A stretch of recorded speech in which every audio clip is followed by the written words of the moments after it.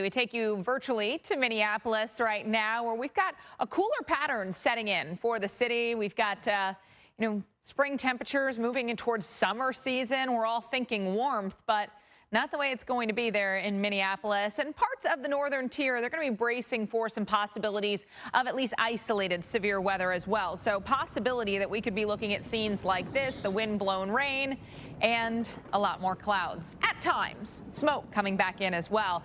Forecast highs over the next several days. You notice compared to our average, which is in the upper 70s, we're going low 70s tomorrow, upper 60s Thursday, low 60s Friday. That's going to be a chilly end to your week, back to the upper 60s on Saturday, and then upper 70s Sunday. Still slightly below average Sunday, but much closer to what we would expect this time of year than what we've had. I mentioned the storm chances. It's thanks to a cold front that's going to drop through the region, offer up rain showers, thunderstorms, and of course offer up the return of the smoke from Canadian wildfires. Moisture being pulled north towards the cold front. This is going to help to provide those rain and thunderstorm chances. It's isolated severe weather. I don't think we're going to be looking at a ton of severe storms, but I think we'll see at least some severe weather. Tomorrow, areas to watch: Nebraska, South Dakota, through the state of Iowa, at least the northern 2/3, and then southern parts of Wisconsin, northern Illinois. This does include the Chicago metro area, so that would be a spot where we could see a hit or miss severe chance. Starting tomorrow morning, there's not a whole lot happening.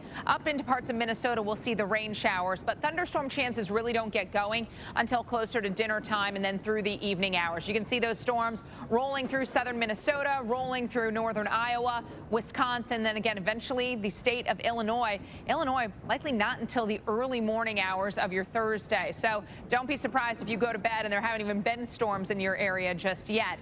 Severe weather could also bring heavy rain chances, and that means the possibility of flash flooding. So the Weather Prediction Center highlighting these areas in the green as the spots that could at least see some localized or isolated flash flooding.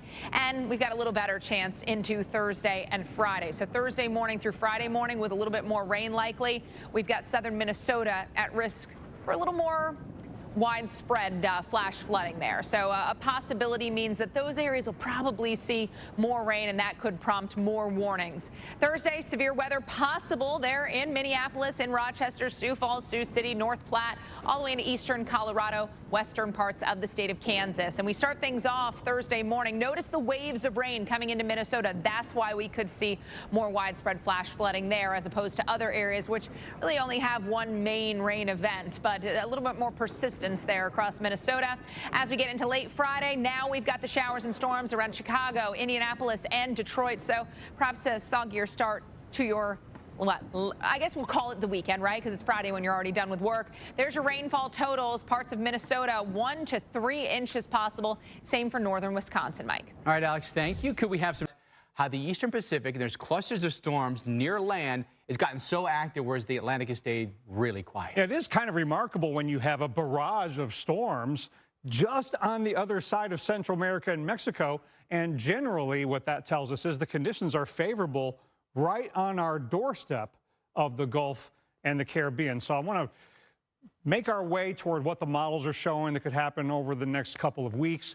But what often happens is there's a lot of different things in the atmosphere that tend to want to move from west to east, and they just keep in the Atlantic because there are our seedling weather systems out there. So here's the Caribbean. This is typical for June to see a ton of wind shear out in the Caribbean, but we do have a tropical wave that's moving into the southern Windward Islands. But what happens is if that wind shear clobbers it and there's another low in the western Caribbean, they go innocently along and they provide the seedlings for what forms on the East Pacific side. Because conditions are more favorable over there. So that little, it's kind of what you talk about, the weaker systems later in the season when it may be more favorable, say in the Caribbean or the Gulf versus out in the Atlantic. Exactly. And so we often forget that what's going on in the East Pacific. Plenty of warm water, and look at the Gulf in the Western Caribbean. The fuel is there, just like in the East Pacific. What's different is that you got upper level high pressure over the East Pacific. Now, if that were to just slide a little bit to the east over Central America, upper level high pressure, low level spin, that's our Central American gyre that can sometimes set up this time of year, then things could change. Now, It's not just Barbara and Cosme. We had our third storm, our second hurricane. We got an 80% chance of the next system forming in the East Pacific, and that's not even the last one. I think there's going to be another East Pacific one. But look at what the Climate Prediction Center is saying about next week. Yes, continued activity in the East Pacific, but the Bay of Campeche, they're saying that's where we could squeeze something out, but then after that, it'll stay East Pacific. So it's going to be the Bay of Campeche or maybe off the southeast coast that we have to watch for things. But look at the Bay of Campeche. That's a hot spot this time of year. If a storm were to form there, generally speaking, where would the pattern take a storm from there? Well, let's take a look at. There's the new East Pac system. There's the next one. And then next week, the Bay of Campeche has something. It would try to go northward along the coast of Mexico. So in Texas, it's just something that we have to watch.